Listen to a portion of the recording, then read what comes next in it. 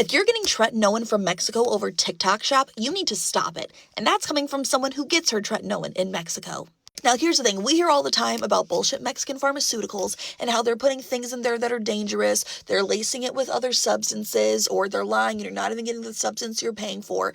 Is some of that rooted in racism? Yes. Is some of that true? Absolutely. The way that we joke about like how you shouldn't be buying meat or sushi from the back of someone's minivan pulled over on the side of the road or like in a 7-Eleven parking lot, you shouldn't be buying pharmaceuticals from places that you can't verify that are actually good. You should not be buying pharmaceuticals, from little roadside stands. You shouldn't be buying pharmaceuticals in markets. They shouldn't come from a tent. People will scam you no matter where you go. And the thing that a lot of people do not realize is in the United States of America, tretinoin, which is that prescription strength retinol that everyone wants their hands on because it's great for anti-aging, it's great for smoothing out your skin, it's great for dealing with acne. That stuff is a prescription. That stuff is regulated by the United States. Now, I get mine in Mexico because it's never guaranteed that your health insurance is going to cover something that may consider, they may think it's just cosmetic. We all know the system sucks. And I'm sorry, my whole thing is I can buy a tube that's $60 for something this big or $40 this big. I'm not dumb. I'm going to go for this one.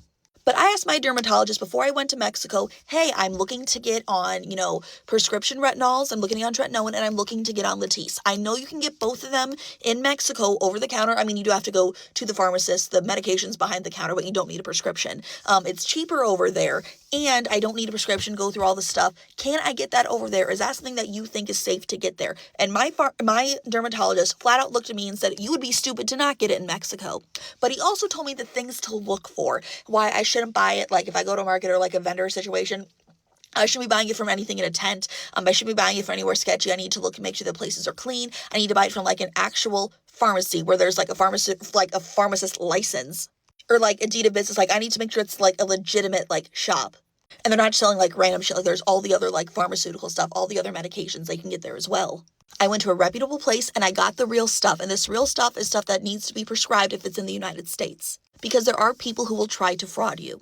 Kind of like what I'm assuming, I'm not going to say this is 100% true, but I'm looking at everyone selling. All of a sudden, we're getting Mexican tretinoin sent us on TikTok shop, and it's only $10 for a tube. I bought it in store for $40 a tube. The price has since gone down, by the way. The prices of things will go up and down over there, just like they do over here. I happened to buy it at a slightly more pricey time. Boo-hoo. I still save money. So then to see that, people are getting Mexican tretinoin sent to them, over from TikTok shop, it's getting sent to them. And it's only like $4 or $5 a tube. When I know that I'm getting the real stuff and it's $40, that screams scam. And I get it. People are desperate. They want to be able to get their hands on this kind of stuff. Medications are expensive. We need, we need to overhaul, what insurances will cover versus what they won't. I get it. But that sounds phooey to me. I'm sorry.